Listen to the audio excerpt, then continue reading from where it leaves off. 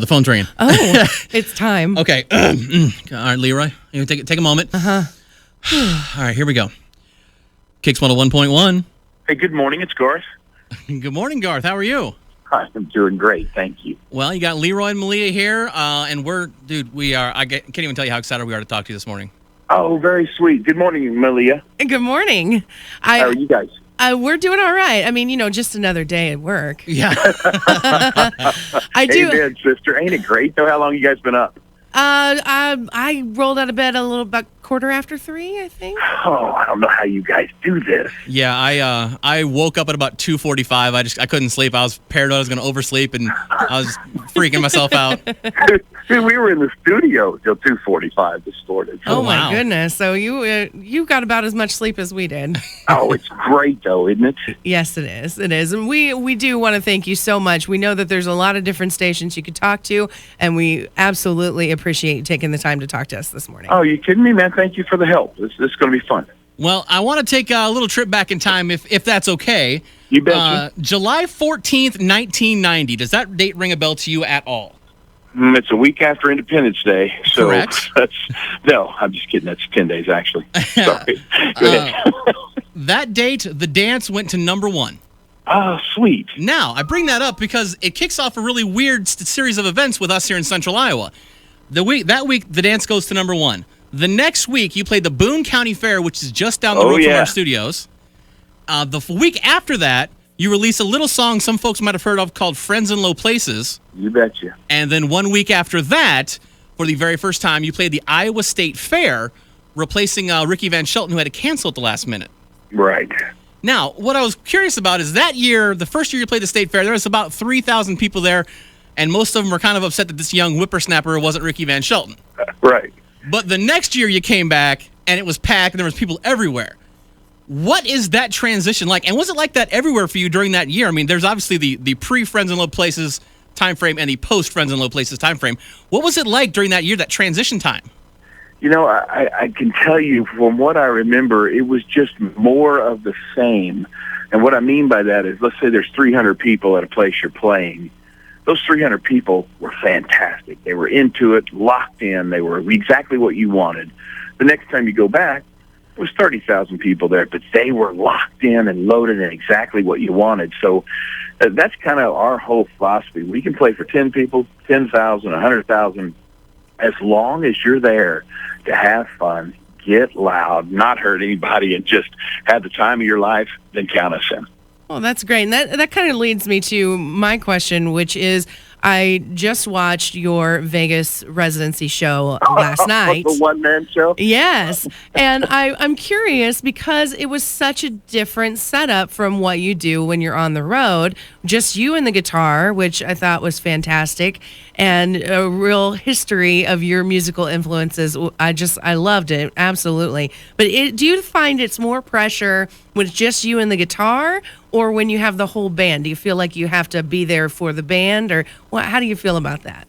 Oh, no, just you and the guitar. There's pressure.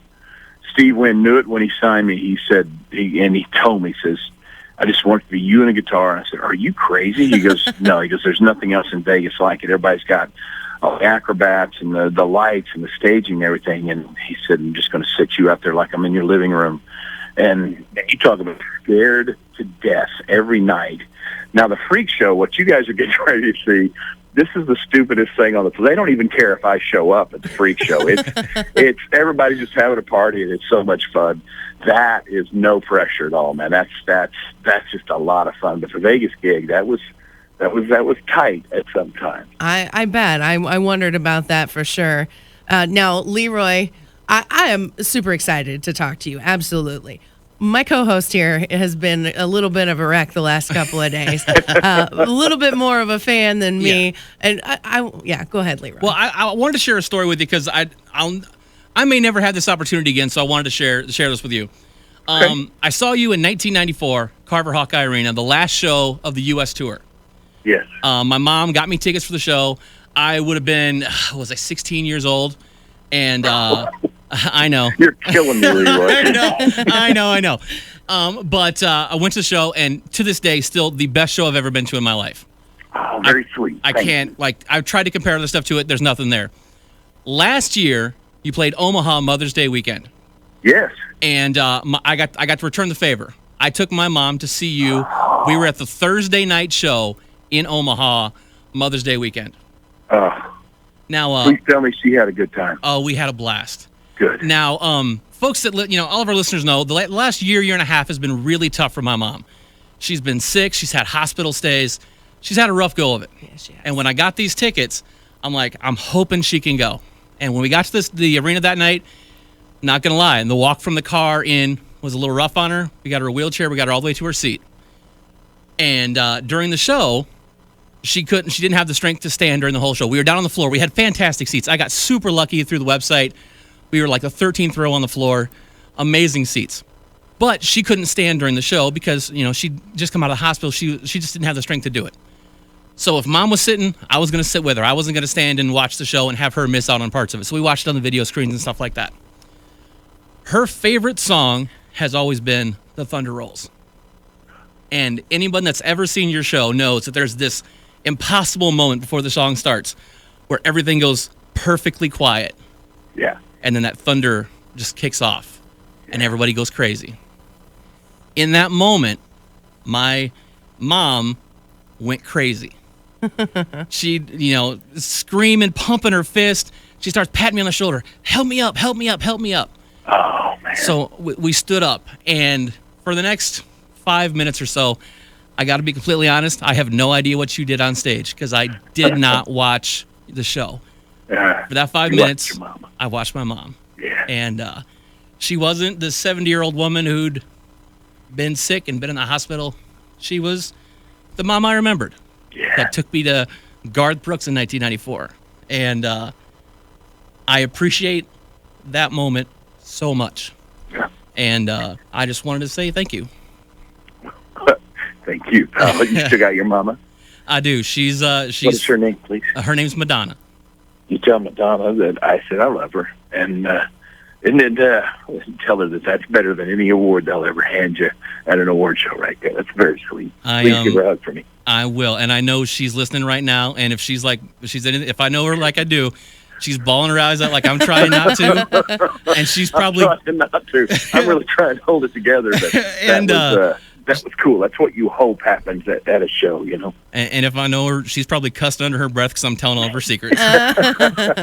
But again, thank you so much for giving us that moment. I didn't know if I still to this day don't know if I'll ever have it again. So thank you. Thank you very much. And I hope you come to Des Moines because you're my good luck charm, evidently. I'm gonna try like heck. I'm gonna try like heck to get them tickets.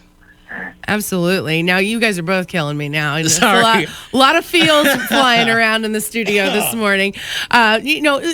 Because of your extreme fandom, that's one of the other things that I wanted to ask you about, Garth, is that you told that wonderful story about meeting James Taylor in your Vegas residency, and just what a huge moment that was for you. And I wonder if you could take in a time machine and go back and give yourself some advice on how to handle that moment. What would you say to yourself? Oh, you know what? I think what that did was kind of I don't know if I'd have handled it any different because I think it showed a sincerity to an artist. There was a young lady in Sacramento. Dang it, Leroy, you killed me. I'm sorry. There was a young lady in Sacramento, 10th row on the right.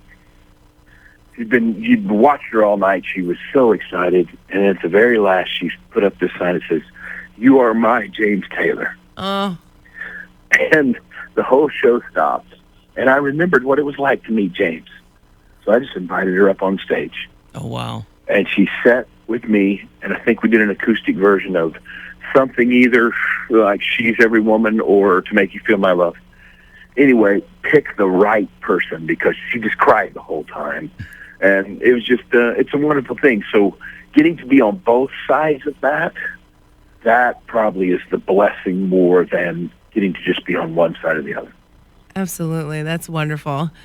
We are looking so forward to the show, and like Leroy said, we're going to do everything in our power to be there. I can't wait. It's going to be going to be a great show.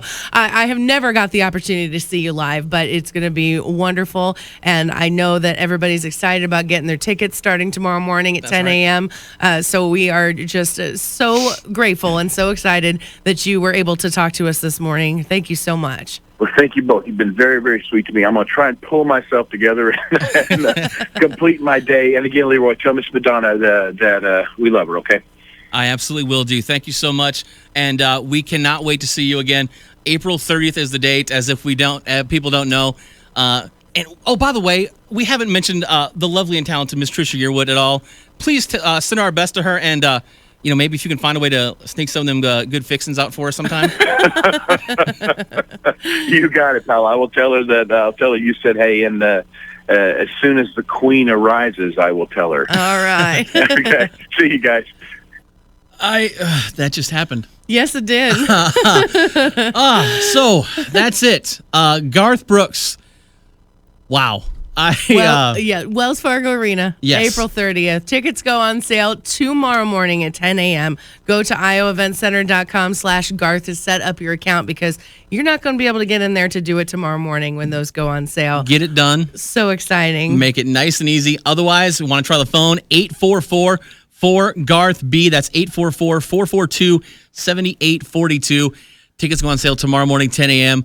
Hopefully, I'm gonna be doing it. Malia, I know you'll be doing it. Oh, yeah. We're gonna mash the buttons. We're gonna try to make it happen and get those tickets. I need to be at that show for sure.